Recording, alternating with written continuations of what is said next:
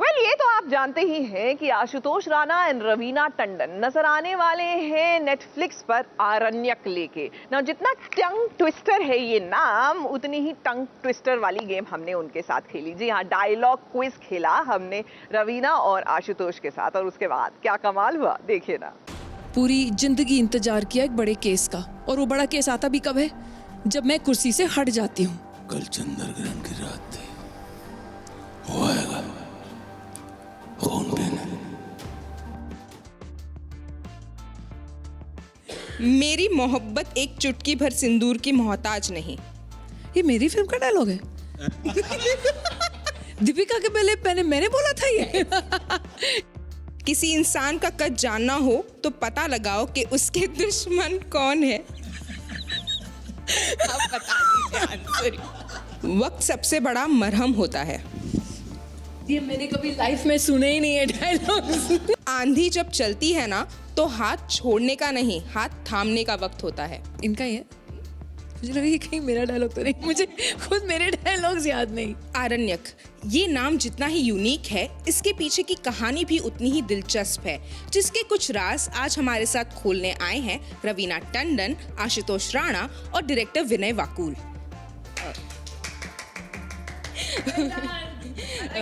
Thank you. Welcome to SBS originals. सबसे पहले trailer बहुत ही दिलचस्प था। सब लोगों ने आपको वेब सीरीज़ के बारे में पूछा होगा। मैंने जो चीज़ नोटिस की वेब सीरीज़ में वो थी एक एवरीवन हैज़ अ सीक्रेट। अगर मैं आपको अभी सीक्रेट के बारे में पूछूंगी आपके, तो वो मुझे आप बताएंगे नहीं। तो मेरा सवाल ये होगा, आपकी ऐसी कौन सी हैबिट है जो वियर्ड है और लोगों को आप बताना चाहेंगे? वियर्ड हैबिट बताना चाहेंगे? बताना पड़ेगा फिलहाल ऑडियंसेस के लिए, हमारे ऑडियंसेस के लिए। आई थिंक अरण्यक के शूटिंग के दौरान मेरी हैबिट मैं बता सकती हूँ। तो क्योंकि वो शूटिंग के दौरान थी and because it is centering around Aranyak, तो जब भी हम लोग शूटिंग करते थे, चाहे ठंड होती थी या गर्मी होती थी, अगर डे था तो धूप बहुत होती थी, तो कभी गर्मी हो जाती थी, तो मेरी एक हैबिट थी जो बहुत वियर्ड थी। इतने ठंड में भी मैं थर्मल नहीं पहनती थी, और फिर टेंशन हो जाती थी क्योंकि सडनली टेम्परेचर ड्रॉप होता था और फिर मैं ठंड में ऐसी बैठी रहती है। सब बोलते थे क्यों नहीं पहनती है? मैं कहा मैं मोटी लगती हूँ, मुझे नहीं पहनना। That I thought was very weird. I should have first taken care कि यार ठंड है, पहन लो यार, क्यों? सो बट विनय जी समझते ही नहीं थे वो। सबसे पहले तो मैं इस सवाल को ही खारिज करता हूँ। पूछिए क्यों? क्योंकि आदतें हमेशा बदलती रहती हैं और स्वभाव जो होता है वो नहीं बदलता, और मैं बदलने वाली चीज़ों के बारे में बात करता ही नहीं। See, that's a weird habit of his. See, that is the weirdest habit of his. हो गया तेरा क्वेश्चन आंसर। अब तो विनय जी के पास जा। विनय जी का weird habit मैं बताऊं? ओके, बताइए, प्लीज बताइए। एक्टर्स, मैं एक्टर के मुंह से ही बुलवा रहा हूं सारा चीज। बल्कि मुझे लगता है उन लोगों ने मेकिंग में भी डाला होगा। चाहे ठंड हो या मुंबई की गर्मी हो या धूप हो या -3 डिग्री हो या 30 डिग्री हो, विनय जी का एक लकी कोलंबिया जैकेट है, वो कभी नहीं उतारते हैं। मैं और परम इनके पीछे पड़े थे, यार इतनी गर्मी है, जैकेट उतारो, हम लोग को गर्मी लग रही है, पर नहीं उतारेंगे। वो जैकेट मैं इसलिए पहनता था, अभी मैं उनको बोल दूं, क्योंकि एक्टर्स को तो हम लोगों ने जैकेट में डाल दिया। इंडोर जब शूट कर रहे हैं बेसिकली बहुत गर्मी होती है, ओके, तो मुझे लगा कि मेरा भी शायद मॉरल रिस्पॉन्सिबिलिटी कि मैं भी उनके साथ जैकेट पहन के रुकूं, so that otherwise see actors को you need to be part of their world, you need to be there, कंधे से कंधा मिला के एक रहना चाहिए बेसिकली। तो वो एक मतलब it was just like just tokenish thing basically. तो लेकिन ये बहुत अच्छी बात कही इन्होंने। मृण्मयी जो है वो इनकी धर्मपत्नी है, तो इनकी एक बहुत अच्छी आदत बताता हूँ कि ये पत्नी भक्त हैं, पत्नी की बात बहुत मानते हैं। इसका कारण है कि हम लोगों ने लगातार, अब हम वहाँ पे तकरीबन 65-70 दिन के आसपास तो थे। एक आदमी है जिसके मुंह से मास्क मिनट भर के लिए भी नहीं उतरा, वो ये हैं। तो मैंने एक दिन इनसे पूछा कि यहाँ पे सबके RT-PCR होते हैं, सबके होते हैं, सारे लोग क्लीन हैं, जितनी भी यूनिट आती है, तो आप ऐसा क्यों करते हैं? बोले मृणमयी ने मुझसे कहा था कि अगर तुमने मास्क मिनट भर के लिए उतारा तो फिर मुझसे बुरा कोई नहीं होगा। कि मुझे वो कंडीशन पे घर से छोड़ा गया था। मेरी मॉम और मृणमयी दोनों ने बोला था कि आप जा रहे हो, हम आपके बारे में चिंतित है, तो आप ये बोलिए कि आपका ख्याल पूरी तरह से रखेंगे। तो वही करने की कोशिश थी बस। आशुतोष सर, आपसे ये सवाल, जैसे मैं भी आई, मैं भी थोड़ी डरी हुई थी, तो आपको ऐसे रिएक्शंस मिलते हैं क्या? क्योंकि आपके कैरेक्टर्स भी वैसे रहे हैं और आपका पर्सोना भी वैसा है, तो क्या, how do you take that thing? मैं उसको बहुत अच्छे से लेता हूँ, क्योंकि मैं कबीरदास जी के एक दोहे में बड़ा विश्वास करता हूँ कि डर करनी डर परम गुरु, डर पारस डर सार, और डरत करत सो उबरे गाफिल खाई मार। तो अगर हमारी उपस्थिति में आपको डर लग रहा है लेकिन आप असुरक्षित महसूस नहीं कर रहे हैं, तो डरते हुए अगर किसी काम को करेंगे तो आप देखेंगे कि आप सिर्फ मौज में नहीं रहेंगे, वो काम आप बड़ी कुशलता से संपन्न करेंगे। तो डर हमारी कुशलता को बढ़ाने का काम करता है। वैसे आप शायद इनकी स्क्रीन पर्सोना के बारे में बात कर रहे होंगे, लेकिन he is one of the most lovable characters to have around in your personal lives. तो off screen I think, on screen तो हम लोग का father in law daughter in law का रिलेशनशिप था, जो अरण्यक में आप देखेंगे बहुत ही खूबसूरत रिलेशनशिप है। एंड जहाँ हम बात कर रहे हैं कि एक पेट्रियार्कल सोसाइटी में एक ससुर जिस तरीके से अपनी बहू पे पूरा विश्वास रखता है, उसकी क्षमता पे, उसकी क्षमता is the right word, right, उसकी ज़ील पे, उसकी क्षमता पे एकदम, हाँ ये हम क्रॉस चेक कर लेते हैं गुरुजी से तो गुरुजी हाँ बोलते हैं तो हम हाँ बोल देते हैं। तो फिर उस तरीके की एक जो रिलेशनशिप बहुत खूबसूरती से बताई है, बहुत प्यारी रिलेशनशिप बताई है, तो उसी तरीके के ये सेट पे भी हैं। एंड एक होता है ना, एक शॉट देने के बाद कभी कभी मैं इनको देखती थी तो ये बोलते ऐसे करते थे कि अच्छा है, कि डोंट वरी, यू नो। कभी कभी देखती थी कि नहीं अच्छा नहीं था ना, मैं कोई को करना चाहिए था, नहीं यहाँ कुछ। तो फिर मैं जाके फिर विनय जी को बोलती थी, Vinay ji, and Vinay ji of course always guiding you right, and always he is the one who gets the best out of all of us, छोड़ते नहीं है किसी को। तो it was always that security blanket जो ये इन सबको देते हैं। इनकी आंखें इतनी खूबसूरत हैं, मैं इनको कॉम्प्लीमेंट कर रही थी अभी वैसे ही। तो ये जिस तरीके से आपने कहा, आई थिंक ये जो इनका ऑन स्क्रीन पर्सोना है, क्योंकि ये रोल्स ऐसे करते हैं जहाँ यू नो विलन है, और अभी भी जो इनका डायलॉग है जो मैं बुलवाऊंगी इनसे, नेक्स्ट टाइम आप जब गेम खेलेंगी तो आप मुझे उस डायलॉग के बारे में पूछेंगी, लेकिन राइट और रॉन्ग विनय जी, तब आप मुझे अरण्यक के डायलॉग के बारे में पूछेंगी, क्योंकि आई थिंक वो अब तक तो सब पूरी दुनिया में गूंज रहा है वैसे भी उनका वो डायलॉग।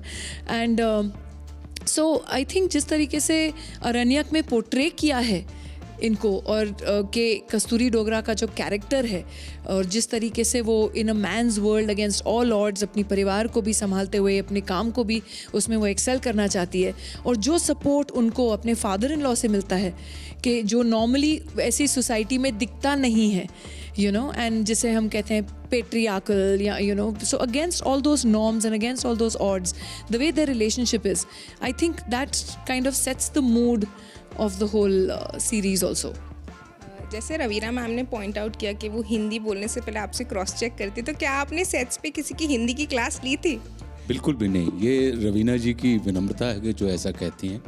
ये भारत की उन अभिनेत्रियों में से हैं जिनका हिंदी पर जितना अधिकार है, हिंदी भाषा पर, उतना ही अधिकार अंग्रेज़ी भाषा पर भी है, और उतने ही कुशलता के साथ वो मराठी भी बोलते हैं। तो वो और जो किसी भी अभिनेता के लिए आवश्यक होता है कि भाषा के साथ सहजता होना, तो ये अपने आप में, लेकिन चूंकि ये सहृदय हैं और विनम्र हैं, इसलिए मैं इनको बीच बीच में यशोदा कहता हूँ। जो अपने यश का दान दूसरे को करे उसे आप यशोदा कहते हैं। तो ये अपनी खूबसूरती का, अपनी खूबी का दान हमेशा दूसरों को देती रहती हैं कि because of you, thank you so much, because of you, thank you so much. तो ऐसे चित्त वाली महिला तो यशोदा ही हो सकती है। और हिंदी, इंग्लिश और मराठी नहीं, अभी हिमाचली भी, तो अभी तो Actually has tears in her eyes. No, because we've all had so much fun together, you know. So it's so sweet hearing this. I'm overwhelmed always. Thank you. Again, thank you. Okay, stop. Fun की बात हुई है, तो कोई memorable moment आप सबको याद रह गया हो? कोई ऐसा मोमेंट? एक मोमेंट मुझे याद है। बहुत सारे। इन्होंने पार्टी दी थी और मुझे नहीं बुलाया था। डलहौजी में। और क्या यार, रियली मतलब सर आप आए नहीं होंगे, ऐसे कैसे होता है, कुछ भी आप। हेलो, और नहीं, कोई ऐसे मैं वहाँ पहुँच नहीं पाया था। या। वो मेरे लिए, मेरी स्मृति में इसलिए मेमोरेबल है कि मैं वहाँ पहुँच नहीं पाया। फिर इतनी क्यों अच्छी नहीं आए थे आप? क्योंकि मुझे मतलब मैं अब तो ये अच्छा याद दिलाया आपने, अब तो कि- हमको गुस्सा ना पड़ेगा आप पे कि कि कमरे में जो गया, तो कमरे से वापस निकलने में मुझे बड़ी तकलीफ होती है। रिलैक्स कर गए थे और ठंड में इन्होंने अपने इंतजाम कर लिए। एनीवे, हम लोग ने एक छोटा सा ऐसे ही, because we had work so many days together, 10-15 दिन हो गए थे, तो हम लोग एक छोटा सा ब्रेक हम लोग को मिला था, एक दिन का break, you know turn around का ब्रेक होता था। तो उस दिन रात को हम लोग ने डिसाइड किया इतनी ठंड थी यार, एक यू नो बॉन फायर करके थोड़ा बारबेक्यू वगैरह करते हैं। तो फिर परम भी अपना गिटार ले आया था और हम लोग सब आग लगा के, और जो who was the belle of the ball, please tell me. Vinay ji, he has rocked the flow. मैंने विनय जी को इतना डांस करते हुए कभी नहीं देखा। And we had a good time because Param was singing and you know हम लोग ने म्यूजिक चलाया हुआ था और ऐसे ही बैठ के गप्पे मार रहे थे। Rohan was there, Vinay ji, myself, Param and another couple of our crew members, Saurabh da. It was fun. Cameraman Saurabh Goswami ji. यहाँ पर तो किसी की खोज हो रही है जो जंगल में खो गए हैं, बट अगर मैं आप लोगों से पूछूं कि अगर आप जंगल में खो जाओ, आपका एस्केप प्लान क्या होगा? हमारा क्या प्लान होगा? हमें एस्केप किससे करना है जंगल में? जंगल में जंगली जानवरों का भय होता है, तो जो करेगा वो हम थोड़ी करेंगे, जो करेगा वो शेर करेगा।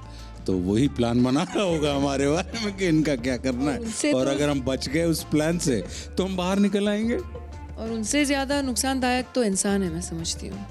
बिल्कुल। इंसान से अगर हम सिटी में बचते निकले तो फिर जंगल क्या बात है। हम अरण्यक हैं, तो अगर जंगल में जाएंगे तो बाहर क्यों आएंगे, एस्केप क्यों करेंगे? वहीं पे अपने ठिकाने पे वापस पहुंच गए हम, बस वहीं रह जाएंगे और क्या। इसी के साथ मेरा एक छोटा सेगमेंट जिसका नाम है टेस्ट योर बॉन्ड। यहाँ मैं रवीना मैम को आशुतोष सर के कुछ डायलॉग्स बोलूँगी और उनको गेस करना है कौन सी मूवी का है, एंड वाइस वर्सा। हम लोग एक दूसरे को देख सकते हैं। हाँ, आप हिंट भी दे सकते हो, आपको there is no hard and fast rule यहाँ पर। तुम डरो मैं हूँ तू डर मैं हूँ। ओके, तो पहला, मैं इंसान नहीं हूँ, ये जीवन मरण तुझ जैसे तुच्छ प्राणी के जिंदगी का हिस्सा है।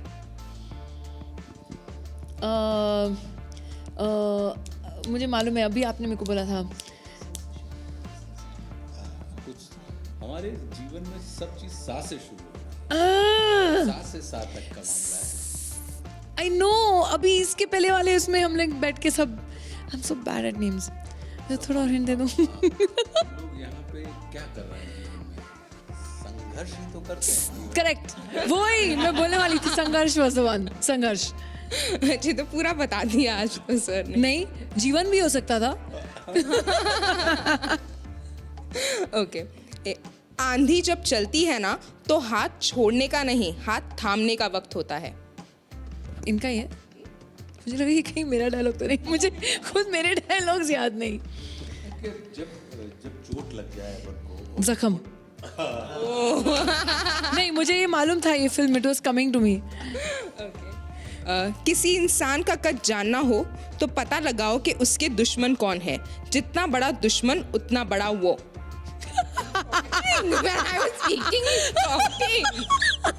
अच्छा, एक मेरा एक इनका, दिस नॉट फेयर। अभी मेरा एक कोई बोलो। हाँ, मुझे खुद याद नहीं होगा तो मैं इनको क्या प्रॉम्प्ट करूंगी?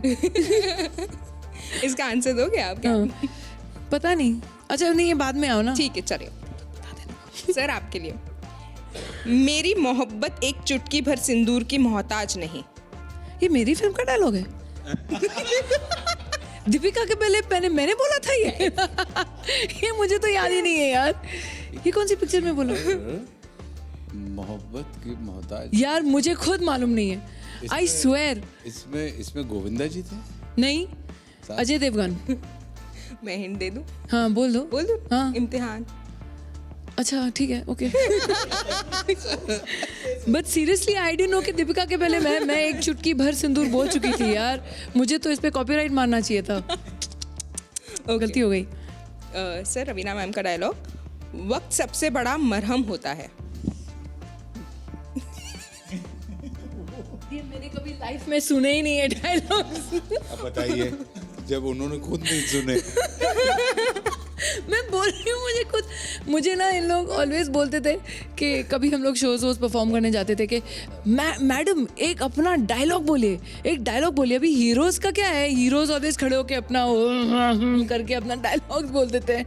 मैं बोलती थी मुझे एक ही डायलॉग याद है, मैं खड़ी होती थी, बचाओ बचाओ मुझे भगवान के वास्ते बचाओ।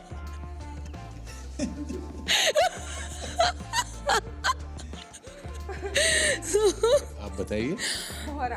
मोहरा। क्या था ये? वक्त सबसे बड़ा मरहम होता है। Yeah, I'll have to watch all my movies again.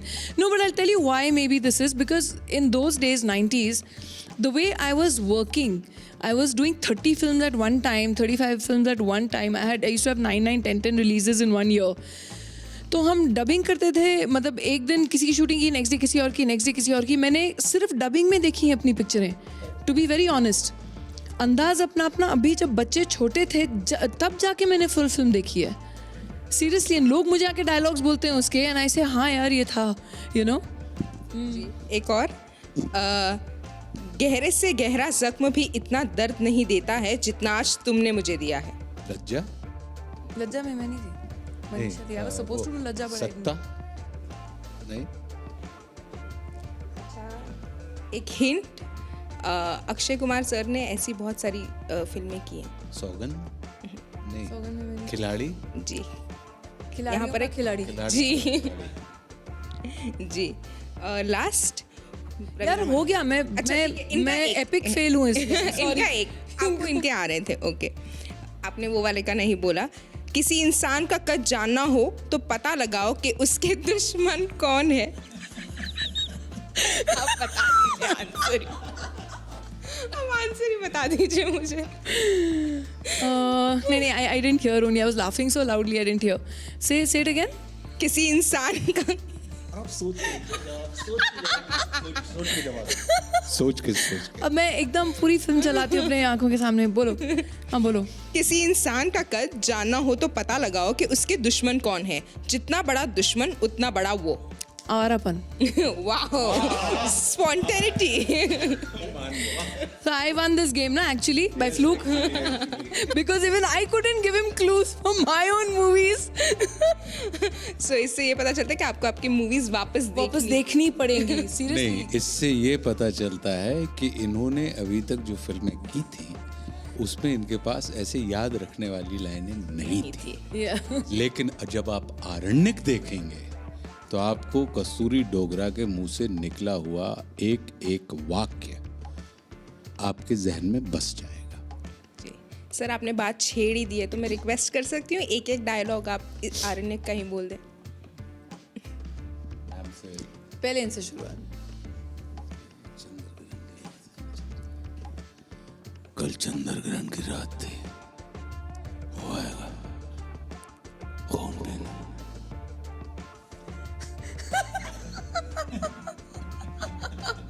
वो कुर्सी के नीचे बैठी हुई है, ऊपर थोड़ी बैठी है।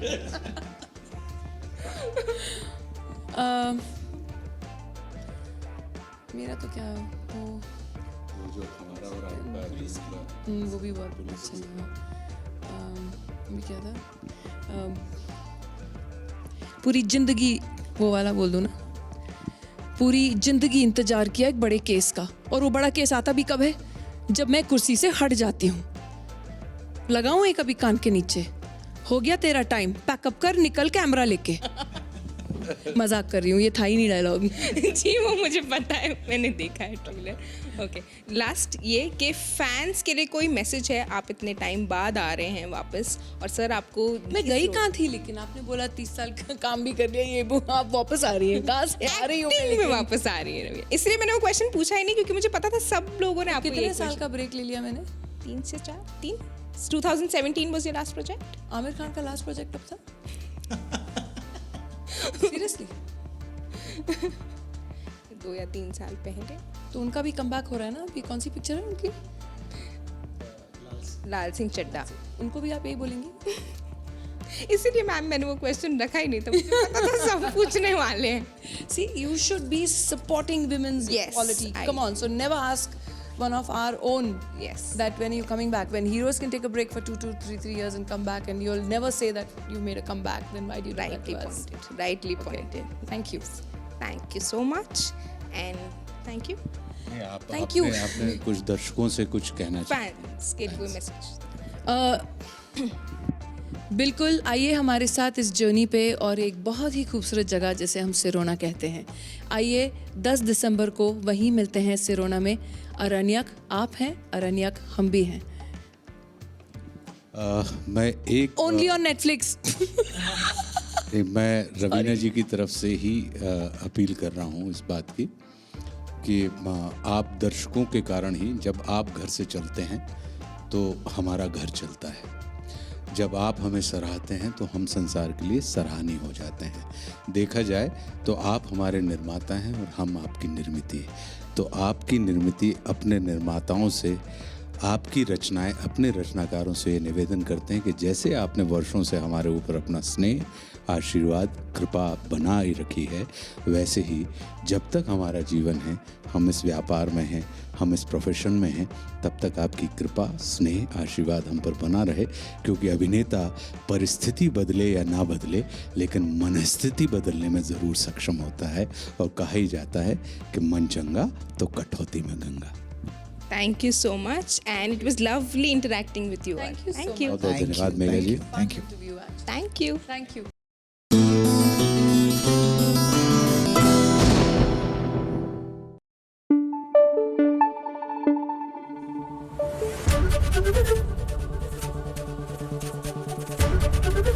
एबीपी न्यूज आपको रखे आगे. अब जोर का झटका जोर से लगना क्या होता है, ये कुंडली भाग्य में प्रीता को पता चल ही गया. क्योंकि प्रीता को पता चला कि पीहू की किडनैपिंग के पीछे हाथ किसी और का नहीं, सोनाक्षी का है.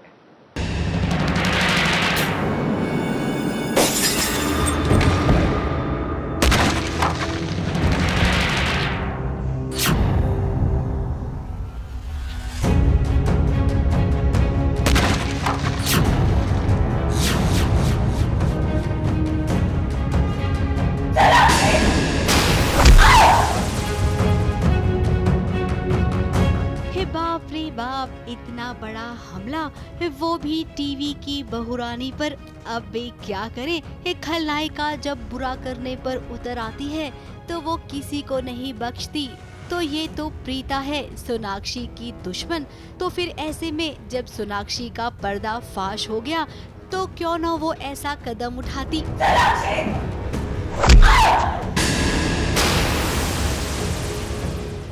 अब पीहू किडनैप हो गई है. करण और प्रीता परेशान है कि उनकी नन्ही पीहू कहाँ है. इसी का पता लगाने के लिए वो एक गाड़ी की डिक्की में बैठ गई.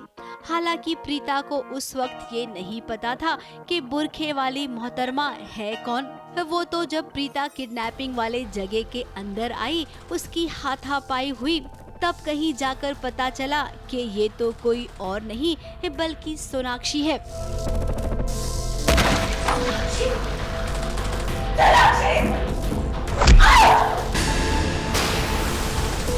इधर प्रीता ने सोनाक्षी को पहचाना तो उधर गुंडे ने जोर से सर पर मार दिया प्रीता को. कुछ ना कुछ तो करूँगी मैं रोकने के लिए कि वो सारी फैमिली को ना बताए. सो प्लान ए हमारा फ्लॉप हो गया तो क्या हुआ, प्लान बी ज़रूर है हमारे पास. अब प्रीता जख्मी हो गई है, उसके सर पर चोट आई है. तो कहीं ऐसा तो नहीं है कि प्रीता की याददाश्त चली जाएगी और इसका पूरा फायदा सोनाक्षी उठाएगी. खैर ऐसा होगा तो नहीं, लेकिन क्या भरोसा, इस सीरियल की कहानी कभी भी कैसा भी मोड़ ले सकती है. अब प्रीता यहाँ पर होश में कैसे आएगी?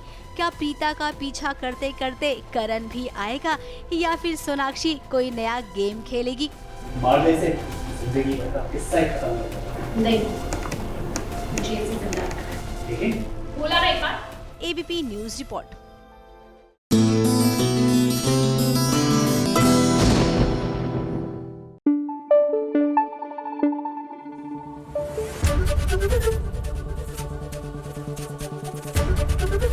एबीपी न्यूज आपको रखे आगे। हैंग ऑन गहना, आई नो कई बार ऐसा लगता है कि बस सब कुछ गलत हो रहा है, कोई चीज भी आपके हित में हो ही नहीं रही। लेकिन चिंता मत कीजिए, क्योंकि ऊपर बैठा वो सब देख रहा है और उसके घर में देर हो सकती है, अंधेर कभी नहीं हो सकता। तो बस अब इस कंपटीशन में भले ही बाजी स्वरा फॉर द टाइम मार के ले गई है, लेकिन जनाब वो कहानी क्या जिसमें अच्छाई की हार हो जाए और बुराई की जीत हो जाए।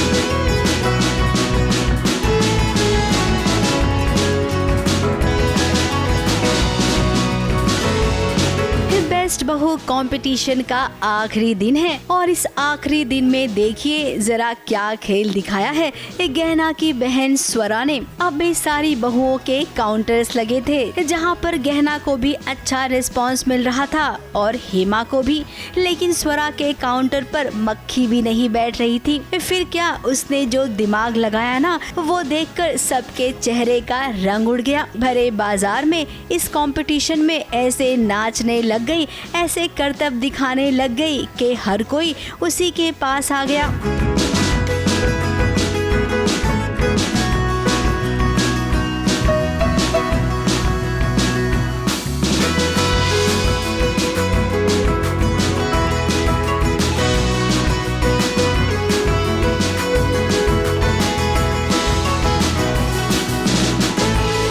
तो सबने अपना अपना स्टॉल खोला है, जैसे मैंने लड्डू का खोला है, हेमा भाभी सबको गेम खिला रही है। तो हम देखते हैं कि स्वरा का तो पूरा स्टॉल ही खाली है, मतलब वो बैठी है आराम से। तो मुझे ऐसा लगता है कि ये क्यों इतनी शांत बैठी है। तो मैं अनंत जी से भी कहती हूँ कि ये बहुत शांत बैठी है, मतलब ये कुछ करने वाली है। फिर अचानक से एक गाने की आवाज़ आती है और हम भीड़ में से जाके देखते हैं तो स्वरा डांस कर रही है। वो डांस के ज़रिए पैसे कमा रही है। माँ जो है वो अपना गुल्लट लेकर सबके पास जा रही है और सबसे पैसा इकट्ठा कर रही है और वो बीच में नाच रही है। तो मुझे बहुत बुरा लगता है, क्योंकि माँ को भी बहुत गुस्सा आता है, क्योंकि माँ अगेंस्ट है। अब इस डांस से इतने सारे पैसे मिले स्वरा को कि क्या बताना। इस कंपटीशन का मुद्दा ही यही था कि जिसके स्टॉल पर सबसे ज्यादा पैसे इकट्ठा होंगे उसी को विजेता घोषित किया जाएगा। और जैसा कि आपको हमने बता दिया कि पैसे तो सबसे ज्यादा स्वरा के पास ही इकट्ठे हुए थे, क्योंकि माँ एज अ जज उसको जज कर रही है अभी। वो एज अ सास या एज अ फैमिली मेम्बर जज नहीं कर रही है। तो एट दी एंड उनको वही रिजल्ट देखना था कि किसी के पास ज़्यादा पैसे और स्वरा के पास ज़्यादा पैसे होते हैं और वो जीत जाती है। तो उसको किताब दिया गया है सेकंड विनिंग का, तो ठीक है। यानी कि गहना बहू ये कंपटीशन हार गई। अब इस कंपटीशन की जज है गहना की सासू माँ, जो बिल्कुल नहीं चाहती थी कि गहना हारे। लेकिन सासू माँ, आप तो समझ सकती है ना कि चीटिंग से जीतने वाले को क्या जीतना कहते हैं। मुंबई से कैमरामैन सुजीत मिश्रा के साथ एबीपी न्यूज रिपोर्ट।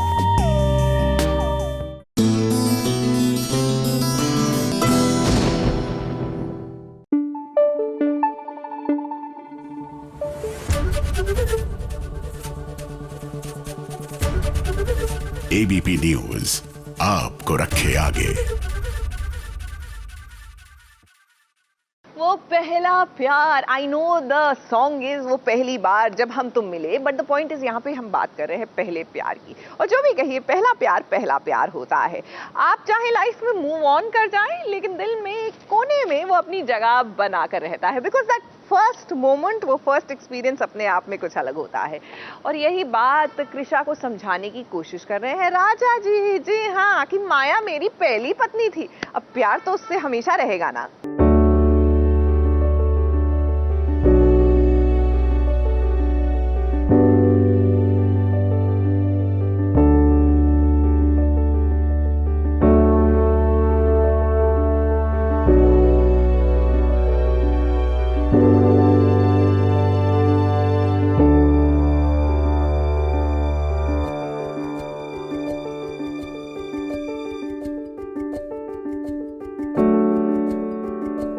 कृषा के साथ इतना बड़ा धोखा होगा, इसकी तो उसने कभी कल्पना भी नहीं की होगी। आज कृषा का जन्मदिन है और अपने जन्मदिन पर उसे ऐसा तोहफा मिलेगा, उसने कभी सोचा भी नहीं होगा। जी हाँ, जिस माया के बारे में वो पता करना चाह रही थी, उसके बारे में उसे पता चल गया। माया कोई और नहीं बल्कि राजकुमार की पहली पत्नी थी और ये बात आज खुद कृषा को कहा है राजा साहब ने। एक बात समझ नहीं आ रही कि जिंदगी में इतना बड़ा हादसा हुआ लेकिन इसका जिक्र इंटरनेट पे कहीं पे भी नहीं। यश ने आपके बारे में जानने के लिए इंटरनेट पे देखा। माया से जुड़ी कोई भी इंफॉर्मेशन इंटरनेट पे नहीं है। माया की मौत के बाद मैं बिल्कुल बिखर गया था, बिजनेस से दूर, खुद को संभालने के काबिल नहीं था। 24 घंटे अपने कमरे में पड़ा रहता था, खाना पीना सोना तो दूर, मैं जीना ही भूल चुका था। लेकिन जया मां नहीं चाहती कि माया की यादों पर दुनिया की झूठी कहानियों की गर्द जमे, इसलिए उन्होंने इस हादसे की खबर किसी को नहीं लगने दी। माया का जिक्र इंटरनेट से हटा दिया। राजकुमार माया की मौत के बाद कुछ इस कदर बिखर गया था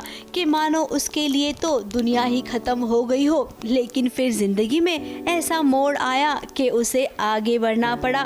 फिर क्या, कृषा उसकी जिंदगी में आई और उसके बाद जो हुआ वो तो कृषा भी जानती है। लेकिन कृषा तो ये जानना चाहती है कि राजा साहब ये क्या आज भी माया को उतना ही प्यार करते हैं।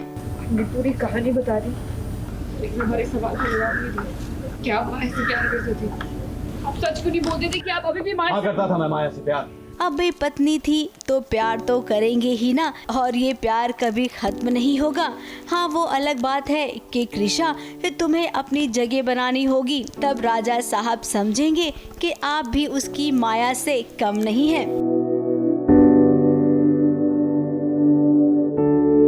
ABP news report.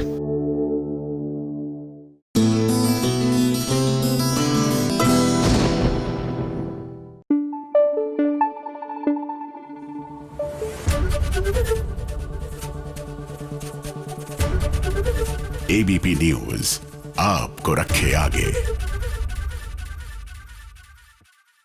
गुरुवार का दिन रिपोर्ट कार्ड का दिन, यानी कि टीवी की रिपोर्ट कार्ड निकलेगी। सभी भक्तगण नतमस्तक होकर खड़े हो जाए क्योंकि अब आशीर्वाद मिलेगा टीआरपी चार्ट का। छोटे पर्दे पर टीआरपी वाला दिन आ गया है, तो चलिए शुरुआत करते हैं नंबर 5 से। नंबर 5 पर बरकरार है सीरियल ये है चाहते, 2.2 रेटिंग के साथ।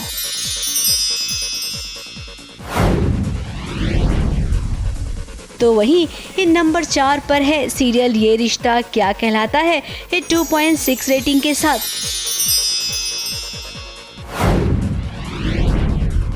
अब बात करते हैं नंबर 3 की। नंबर 3 पर एक नहीं बल्कि दो सीरियल विराजमान है, उडारियां और इमली, 2.7 रेटिंग के साथ।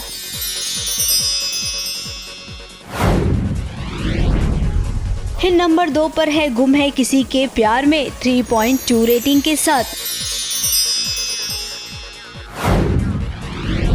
तो वहीं नंबर 1 पर हमेशा की तरह डटी हुई है अनुपमा, 4.3 रेटिंग के साथ। ABP news report.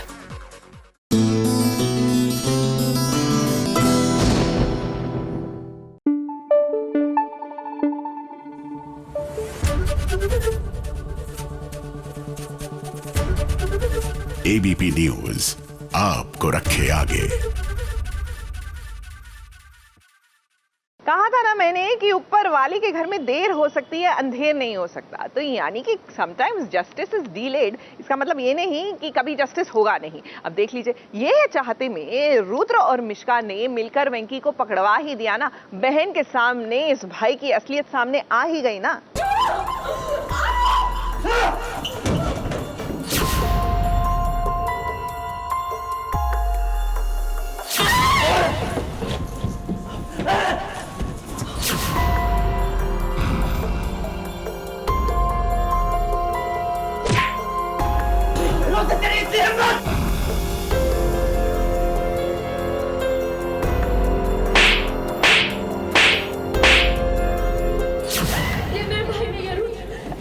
ये मेरे भाई नहीं है, ये तो कोई शैतान है जो अपनी इंसानियत खो चुका है। ये मेरा भाई नहीं है।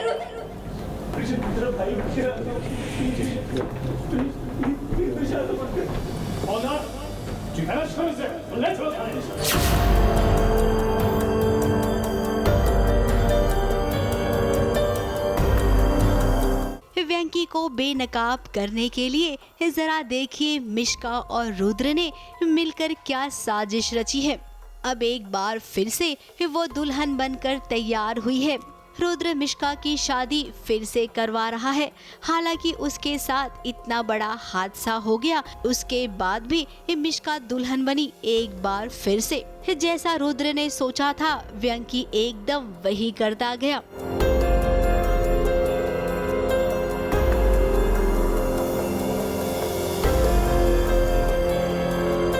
एक बार फिर से वो हद पार करने की कोशिश कर रहा था कि इन मौके पर आ गया रुद्र प्रीशा को लेकर। एक बहुत ही शॉकिंग मोमेंट होगा प्रीशा के लिए, क्योंकि उसका भाई जो इतने साल बाद उसके लाइफ में वापस आया था, सडनली उसे ऐसा रियलाइज़ हुआ कि उसने अपने भाई का ये रूप देखा। तो प्रीशा के लिए एक बहुत ही मुश्किल इमोशन है। अब प्रीशा को 10 साल के बाद उसका भाई मिला था। उसे लग रहा था कि उसका भाई सच्चा है और बाकी सब झूठे। पहली बार प्रीशा रुद्र के खिलाफ गई थी। हाँ, मैंने काफ़ी दुख पहुंचाया है रुद्र को, लेकिन भाई का प्यार तो भाई का प्यार होता है। तो मुझे लगा कि रुद्र ऐसा कैसे कर सकता है, वो मेरे भाई के अगेंस्ट कैसे जा सकता है, इसीलिए अनजाने में मैंने काफ़ी हर्ट कर दिया रुद्र को। लेकिन अब दूध का दूध और पानी का पानी हो गया है।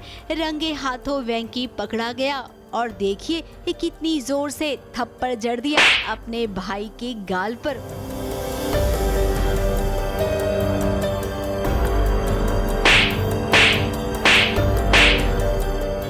खैर अब पुलिस आई है, वेंकी को पकड़कर ले गई है।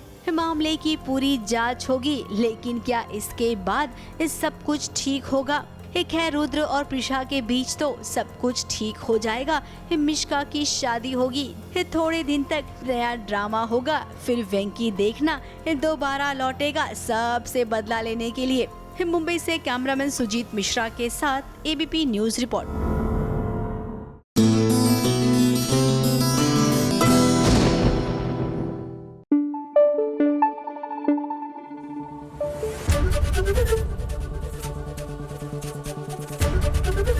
एबीपी न्यूज आपको रखे आगे। जिंदगी मेरे घर आना, लेकिन घर आके क्या करेंगे, क्योंकि घर वाले तो घर के बाहर निकल चुके हैं ना भाई। हम बात कर रहे हैं अमृता और प्रीतम की, जो लुधियाना के सफर पर निकल चुके हैं। बट ऐसा लग रहा है, आसार ऐसे नजर आ रहे हैं कि लुधियाना के ही इस सफर में इनके प्यार के सफर की भी शुरुआत हो ही जाएगी।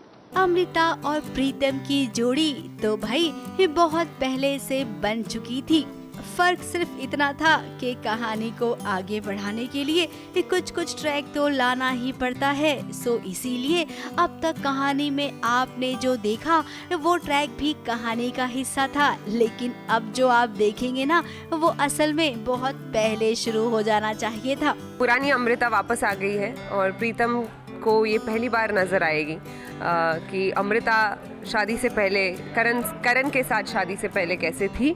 तो ये उसी की एक झलक है जहाँ पे वो लोग नाच रहे हैं, गा रहे हैं, बहुत मज़े कर रहे हैं, इवन विथ छोटा करण, दैट इज अंश। अमृता, प्रीतम और अंश ये तीनों लुधियाना जा रहे हैं और यकीन मानिए इस सफर में अमृता और प्रीतम एक दूसरे को इतने अच्छे से जान जाएंगे, इतने अच्छे से समझ जाएंगे, जिसका असर उनके रिश्ते पर जरूर पड़ेगा। इस सहमी सहमी सी रहने वाली अमृता बहुत सारी बातें करती है और जब उसका मन करता है ना तो दिल खोलकर गाना भी गाती है और हाँ, प्रीतम को इनवाइट भी करती है। अब लुधियाना की ये ट्रिप प्रीतम और अमृता काफी एंजॉय कर रहे हैं और अमृता को तो देखिए यहाँ पर कुछ लोग उससे बदतमीजी कर रहे थे, उसका कैसे एक करारा जवाब दिया है। तुम लोगों में तमीज नहीं है क्या? हाँ, कब से कमेंट मारे जा रहे हो? तो आप सिखा दो ना तमीज। यही सिखाएंगी कि साइड में चले।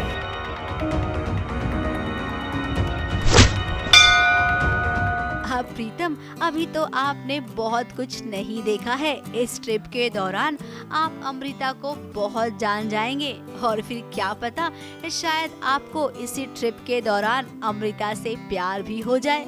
ABP news report.